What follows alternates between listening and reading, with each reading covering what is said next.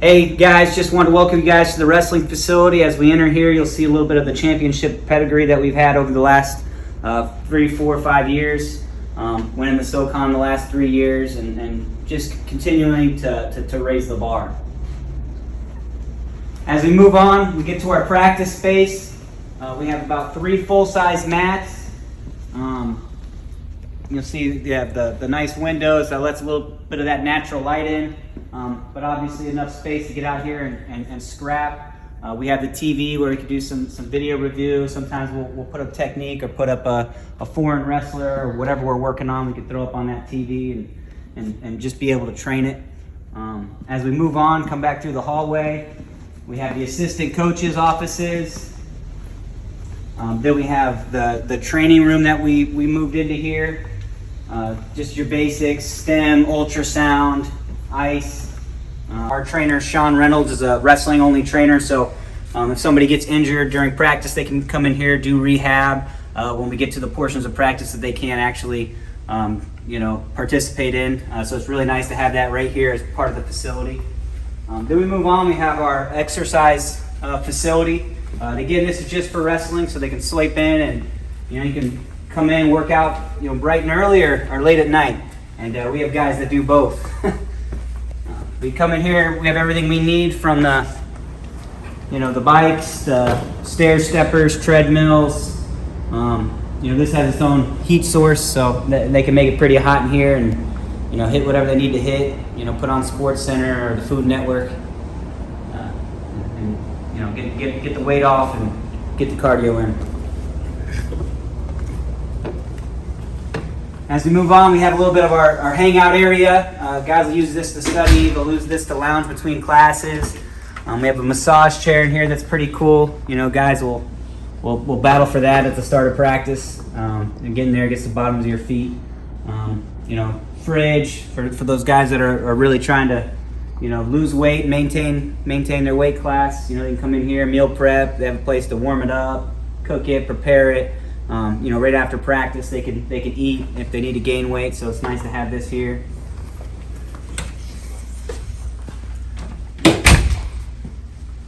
You can see we have everything we need from strength training. So when guys want to tag something on at the end of their workouts, we have the endless ropes, the pull-up bars, the bags.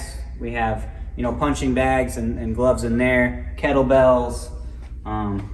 The heavy balls, the dumbbells, bands, weighted vests. So after practice, guys are in here getting extra. They know where they need to grow. Sometimes it's feet work, sometimes it's upper body, sometimes it's leg work. But everything you need here, we always say, if you want to be a national champ, you do more. And so if they're just doing what we're telling them, they're not doing enough. So it's nice to have this here. There's no excuse not to get better. To the locker room space. I always turn off the lights, it just looks a little cooler, but we have the glowing lockers, which is nice. They each have a code on their locker where they can store their phone, their wallet, plug their phones in. It has USB plug-in. It aerates the bottom of it. Then we have the ping pong table here. This gets found out about that, Yeah, we had a little test run earlier. This is where the captains are and the upperclassmen right here. So once you've kind of paid your dues and you move over to this little nook here. Showers back there. So it's a nice little space. The biggest thing it shows is just the support that we have from our alumni and our fan base and the administration here. Then we come in here, we're kind of doing some work in here right now, but we have a little bit of a recovery zone, hot tub, cold tub, just a little mini ice machine, and then, the sauna, especially particularly for RTC.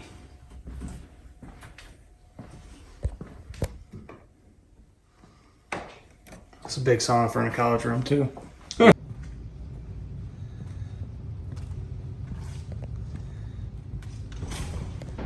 What's up, guys? It's Rhett from Carolina Takedown Talk here. I'm here with Coach Sentes from Campbell University. Man, thanks for taking the time, for letting us come down here and swing through, giving us a tour. Yeah, man, appreciate it. See all your guys' stuff, so it's fun to have you guys on campus. We really appreciate it, man. So the first question that a lot of people have whenever we talk about Campbell is, what's the deal with the fighting camel? Yeah. What's the mascot? What's the story? We got to hear from you. All right. So nobody knows the real story. I will say this: we used to be the Hornets, and then over time it switched to the Camels. So in the late 1800s, there was a fire. It burnt down the majority of the school, and in that time, the president of the university was out here, and they said they had buckets of water, and he had all the students out here, and they were handing buckets of water off, and he said, "Get your hump on," right? So that's one story on why it became the Camels. Another one is, there was a news article for a basketball game, and they misprinted Campbell and it spelled camels, and then it just stuck. But nobody knows the real reason. I've heard a lot of rumors and a lot of stories, but those are the two that stick out to me. Right. Gotcha. So we talked about it off camera earlier. You're from Florida. Mm-hmm. What brought you up here to Campbell? Yeah, so I was actually at Cal Poly. My boss at the time, I was an assistant there. My boss took the executive director position for Beat the Streets in New York, Brendan Buckley. And so in that time when you're an assistant and your boss leaves, you're looking around like, what am I going to do? Am I going to stay? Whatever. I'm trying to figure out where I can land. And a few people reached out, and one of those people was Kerry Colat. And he just said, hey, come check out what I'm doing out here. And I said, Campbell, I've never heard of it. Is that Division I? And at the time, when I did the quick Google search, they were 3-11 or something. Right. So, but everybody knows who Kerry is, and so I figured it was worth a look. And when I came out here and he explained what he was trying to do and what they had here and what they were building, it was something I really was excited to be a part of, and kind of drew me in, and we've just kind of built it up from there together, and it was great learning under him. It's been fun to see kind of where we've come and where we're going. Right, yeah, that was kind of my next question was, what was it like to coach with and learn from, one of the greatest wrestlers that the United States has ever seen, from, Kerry Colat, kind of taking over a program from him. Yeah, I mean, it was you learn a lot. Yeah. You try to learn everything you can from him. I really enjoyed watching him run the room. I enjoyed how he kind of put everybody down their own lanes, how he directed guys, how he motivated guys, and took a lot of things away, things from him. And but yeah, it was a lot of fun. I mean, it was some really good times those 3 years. Right. What's your favorite Colat story that you can tell us? Favorite Colat story? Man, I don't know. I mean, watching him and Noah Gonzer, our director of ops, wrestle all the time, I think I've enjoyed that. I think Gonzer would cross-face him, get him mad, and then next thing you know, Colat's beating him up in the room, So there's some moments like that were pretty good. Yeah. So you went to Central Michigan, correct? Correct. You coach and you wrestled for Coach Borelli. What was it like wrestling for Coach Borelli? Such an awesome coach. Yeah, I mean, he's probably the most underrated coach in NCAA, to be honest with you. It was great. He's almost like a fatherly figure. Mm-hmm. He was very straight and to the point. He actually coached at Citadel, and wrestled at Citadel, so it was very regimented. He was pretty straight and to the point. He was never mad at you for losing or being out of shape. He always had a plan. Oh, you're out of shape, Sentes. We're gonna have conditioning. Mm-hmm. Learned a ton from him. He's still a guy I call to this day if I am trying to figure something out, or if I'm trying to motivate somebody. He's a guy I can call for advice because he's seen it all. Right. So is that still? So I guess my next question will be is, what's the biggest thing you've really learned from him? And what do you really still use as a coach now, from going from an athlete from him, under him, to a head coach now? I mean, just standing behind your word is the biggest thing. I mean, for him, it was never, you were never in trouble. It was never, we're going to do this because you lost a match. It was just always part of the plan. He'd put it on paper, and that's what we stuck to. And he never veered away, right? When things got tough, he was going to train the way he trained. The cardio was going to be when the cardio was, and he sticks to it. He doesn't veer away from the plan, and I think that's important because, things get hard, and you just got to stay on path, and that's probably the biggest thing I learned from him is just stay on path, stick with your beliefs and stand behind it. Right. Man, that's huge as a coach and something that I'll take back for me, you know. And what's your favorite memory so far, favorite moment from being a head coach or, you know, coaching here at Campbell? Yeah, I would say my favorite moment probably was when Nathan Kreiser became an All-American. So Nathan Kreiser, he coaches at Clarion now. He was actually Campbell's first ever All-American. And in his round of 12 match in the wrestlebacks, he had to wrestle somebody he had lost to 2 or 3 times that year. He didn't even win the conference. Mm-hmm. And he was, you know, before the NCAA tournament. I shouldn't have done this. I learned a lesson here. I go, hey, don't worry about who we have. You know, as long as we don't have that guy. We lost to that guy twice. Oh man. You know, but we're on the other side of the bracket. We're not going to see him, and of course we match up against that guy. And he goes out there and just wrestles a great match. And it was Freddie Rodriguez, who was an absolute hammer, and won that match. And just the way it built to that, to this guy that he's lost to so many times, to overcome that was just really, really exciting. Right. So, I guess moving on to what you guys are doing here now at Campbell. Y'all are taking over SoCon. I mean, 3 straight now? Yeah, 3 straight. Yeah. 3 straight now.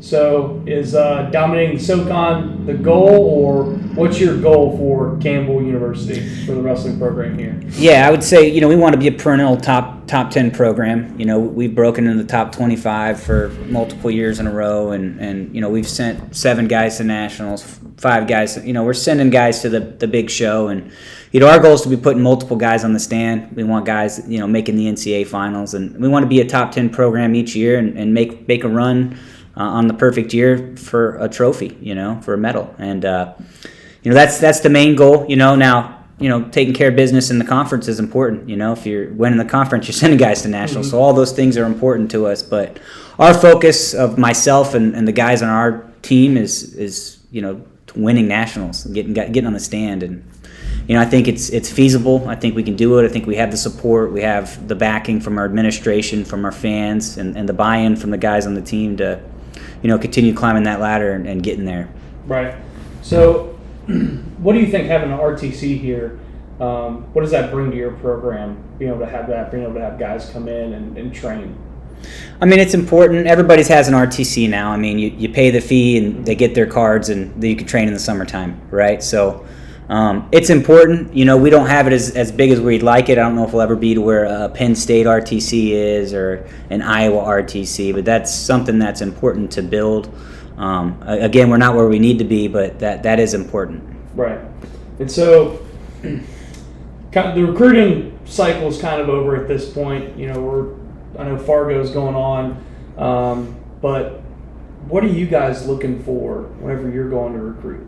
What from the very beginning of your first interaction with a kid all the way to signing day? What are y'all looking for your, you know, I see it on the locker room in there, the future Campbell, you know? Mm-hmm. What are y'all looking for? Yeah, I mean, we're very targeted in how we recruit in terms of finding the right weight class, and then the type of person we have, I mean, is, you know, I don't really care what they did in high school. I don't care, you know, where they're from, what state they're from, what country they're from. You know, we just want to get guys that are hard-nosed, that want to scrap, they're coachable, and you know, you come to Campbell for 2 reasons, school and wrestling.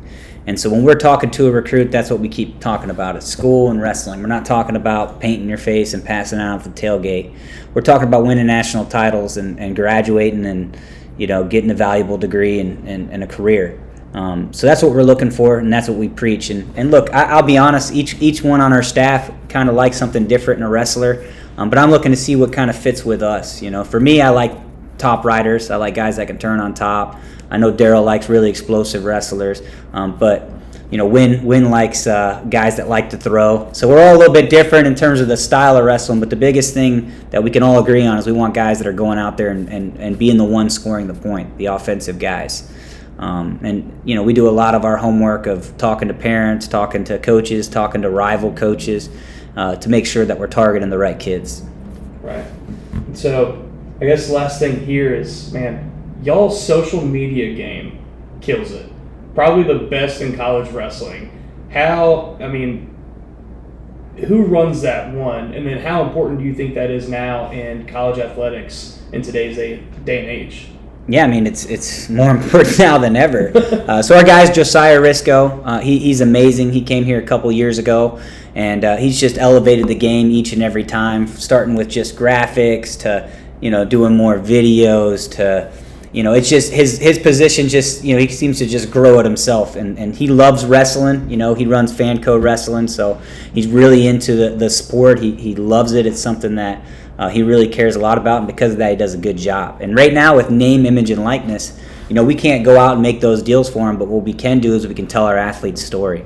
And there's nobody better in the entire world, in the wrestling world at least, that can tell our athletes' stories. And there's things that he's putting out for just our Campbell 100 members, some of our big donors that don't go to the general population, that really tells our guys' stories. And over time, as we start having, that name brand kid that wins the national title, that franchise player, I guess you could say. Mm-hmm. We're going to be able to tell that guy's story, and whatever deals he makes, and companies that reach out to him, they're going to want him because of how well we do at that aspect of it. So, I'm excited to see where this name, image, likeness stuff goes. I'm excited to see what kinds of things, as they make more rules and regulations for it, that we're going to be able to do to market these kids even better. You think that changes the game in college athletics a lot? NIL? I mean, yeah, the idea of it, I thought, originally I was scrambling around, what are we supposed to do? And it's been a little bit slower than I thought. I mean, you see a lot of these bar stool athletes, but nobody really knows what it is. What it is. What do you get, a gear package or something? I don't know, right? But you're seeing the ones that are really getting there, the guys that are national champs, the guys that already have a ton of followers on social media.